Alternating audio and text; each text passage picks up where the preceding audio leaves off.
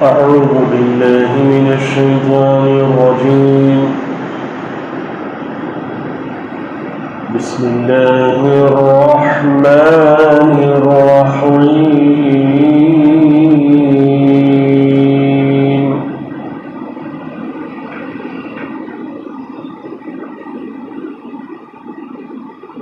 فاذكروني أذكركم واشكروا لي ولا تكفرون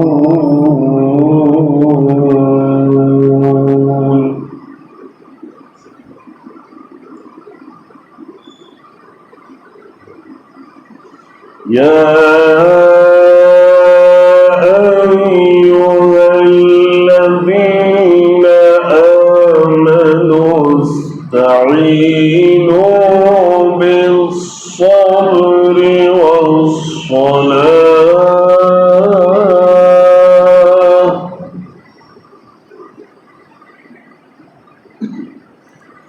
إن الله مع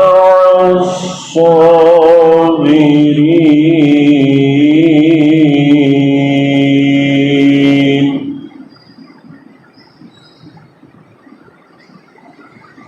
ولا تقولوا لمن يقتل في سبيل الله أموات بل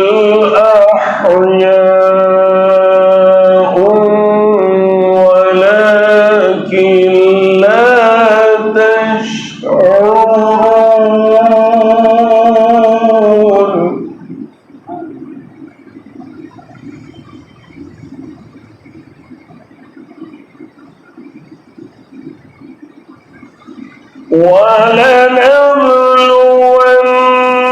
ولنبلونكم بشيء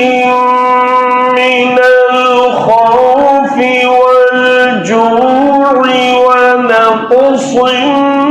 من الأموال والأنفس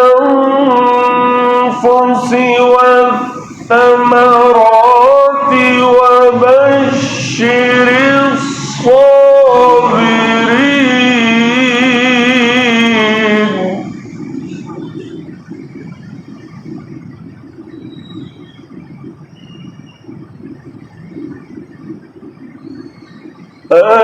الذين إذا أصابتهم مصيبة قالوا إنا لله وإنا إليه راجعون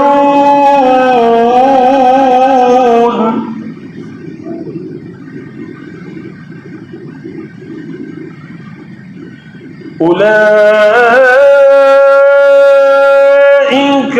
عليهم صلوات من ربهم ورحمة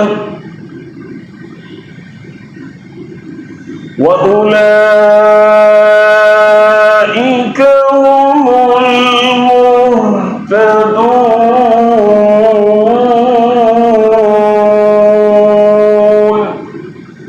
صدق الله العظيم सूरह बकरा की आयत 152 से 157 की तिलावत की गई। तर्जुमा है, सो तुम याद रखो मुझको, मैं याद रखूं तुमको, और एहसान मानो मेरा और नाशुक्री मत करो। ऐ मुसलमानों, मदद लो सब्र और नमाज से, बेशक अल्लाह सब्र करने वालों के साथ है। और न कहो उनको जो मारे गए खुदा की राह में कि मुर्दे हैं, बल्कि वो जिंदे हैं لیکن تم کو خبر نہیں، اور البتہ ہم آزمائیں گے تم کو تھوڑے سے ڈر سے اور بھوک سے اور نقصان سے، مالوں کے اور جانوں کے اور میووں کے، اور خوشخبری دے ان صبر کرنے والوں کو کہ جب پہنچے ان کو کچھ مصیبت تو کہیں ہم تو اللہ ہی کا مال ہیں اور ہم اسی کی طرف لوٹ کر جانے والے ہیں۔ ایسے ہی لوگوں پر عنایتیں ہیں اپنے رب کی اور مہربانی، اور وہی ہیں سیدھی راہ پر۔